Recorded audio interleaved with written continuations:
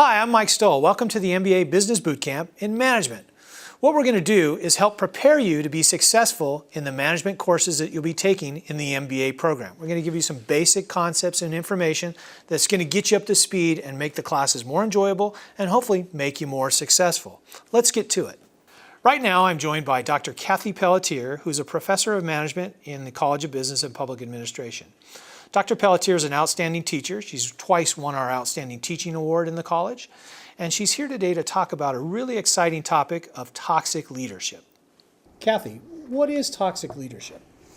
Toxic leadership, it's a very interesting phenomenon because it is a process where leaders who, by dint of their dysfunctional personality traits, they engage in behaviors that are very destructive.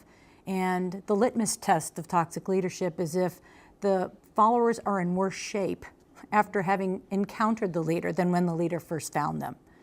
So it's a very interesting phenomenon, and I'm glad to see that it is gaining steam in the research fields. Excellent. Not a lot of people have heard of this field. What interested you about it?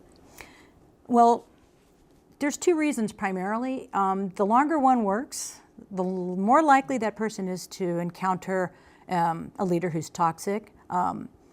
And so I think a lot of my research stems from my experiences in the workplace and dealing with various forms of leaders, because then it prompts research questions like what causes leaders to turn destructive? Why do we as followers tolerate these leaders? And what are the conditions in which we can challenge or topple bad leaders?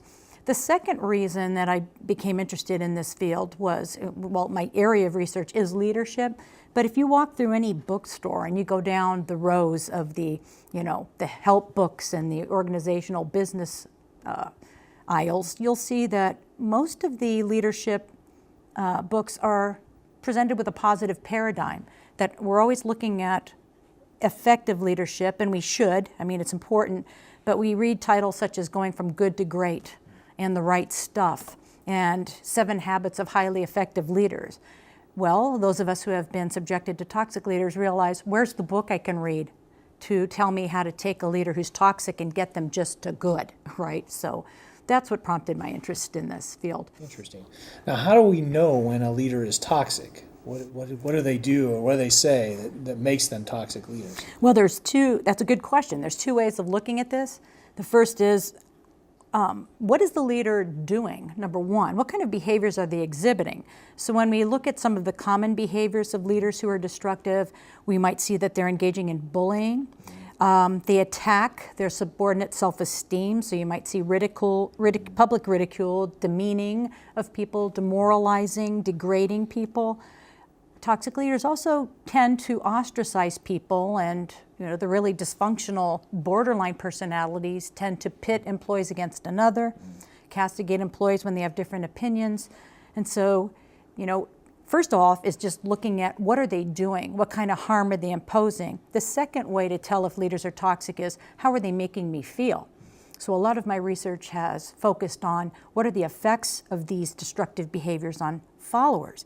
And the fascinating and the challenging thing is one person's toxic leader could be another person's hero, right? So how do we, if we can't even get agreement that a leader is toxic, it becomes very difficult to do something about it. Interesting. You mentioned the role of the follower. What role does the follower play in leaders' toxicity? Well, this is one of the primary areas in my research. If we take a look at followers and our needs as humans, we have a need, we have pragmatic needs. We don't want to challenge a leader because we might lose our job. We have a need for safety and security. So leaders who promise us that they can keep us safe, or if they can present us with projects where we feel like we could live on symbolically, right? Immortality projects, as they're called, we will aid and abet these toxic leaders, right? Because there's too much to lose. There's too much at stake if we challenge them. On the other hand, there are followers who tend to fall into the leader's entourage. And as a function of being in that in-group, they are expected to be loyal to the leader, buffer the leader from failure, take the bullet for the leader, and they get a lot of rewards from the leader for those kinds of actions. So I think that's another reason why we'll see that some followers will simply tolerate leaders, and we certainly see sometimes politically that the needs of followers, we might even push a leader towards the toxic cliff by putting so much on the leader's shoulders to bear that we don't help them carry the load. Interesting. So inadvertently, we can sometimes contribute to leader toxicity. Absolutely. Interesting. Absolutely. Interesting. If I was working in an organization and I had a leader that exhibited many of the characteristics that you've identified as being toxic, what kind of strategies could I use to cope with it or even challenge that leader? Yes, that's the key question. I think that's the question of the day. There are some strategies, that have been well published and we're still testing them. But here's the first, I think the safest strategy for anyone who is subjected to a leader that's inflicting serious and long-lasting harm is to go around and find out if there are any other powerful, like-minded people who have witnessed the same thing, who would join you in either going to the leader directly, if you feel you have that relationship. The key is never challenge alone. A lot of times we think we're going to come and save the day.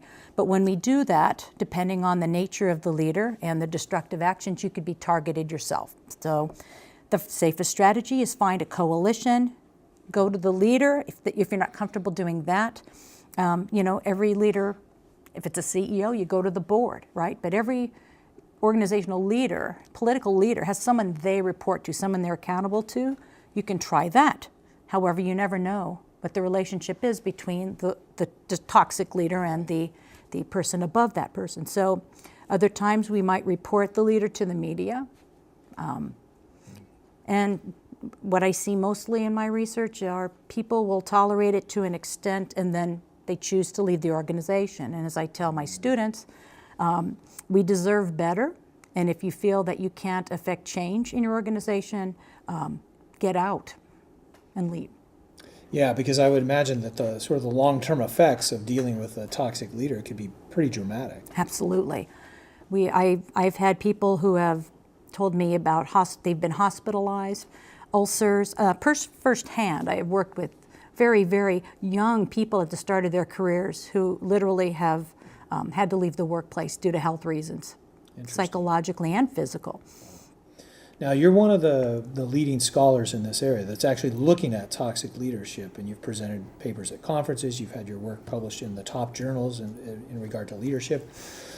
So you've really delved in deeply into this topic. What are the most compelling findings that you've discovered in your research?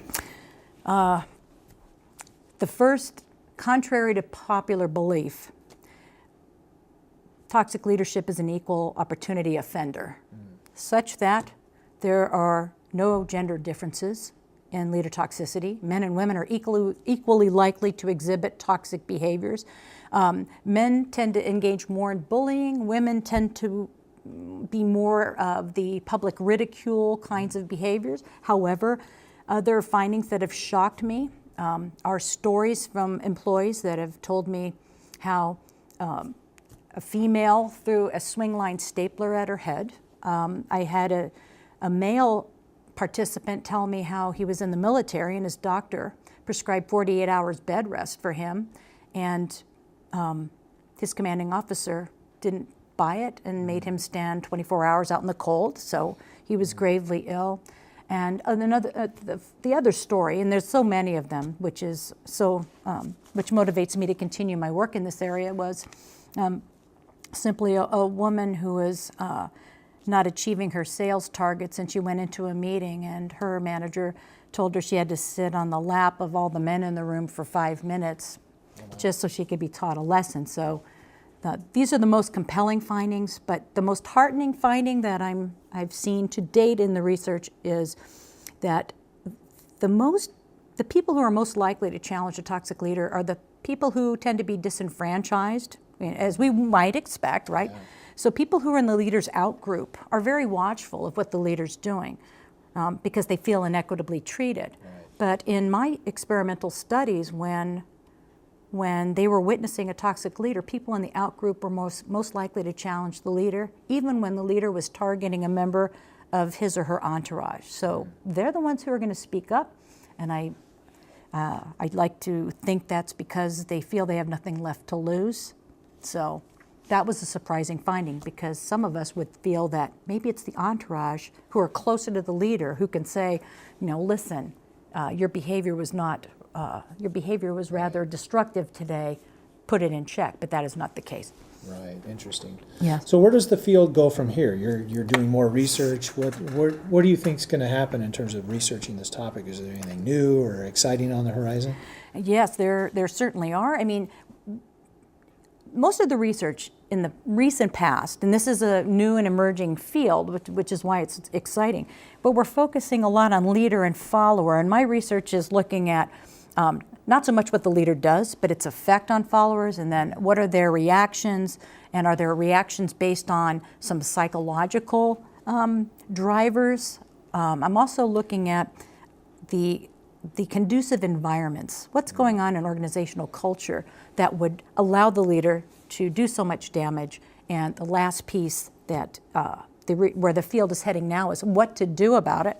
And so I'm going to be drawing from whistleblower research and ethics research to look at, maybe we ought to look at some of the same interventions that we see in organizations for whistleblowing and apply those for a toxic leader. So Kathie, that's interesting, because I was thinking in my mind that probably not everybody is born a toxic leader, that there may be situations or culture of an organization may dictate certain styles, and maybe I'm a mid-level manager, and because of my leadership above me is employing this style, I almost have to do the same to sort of get along and be a part of the in-group. Have you found that to be true in your research?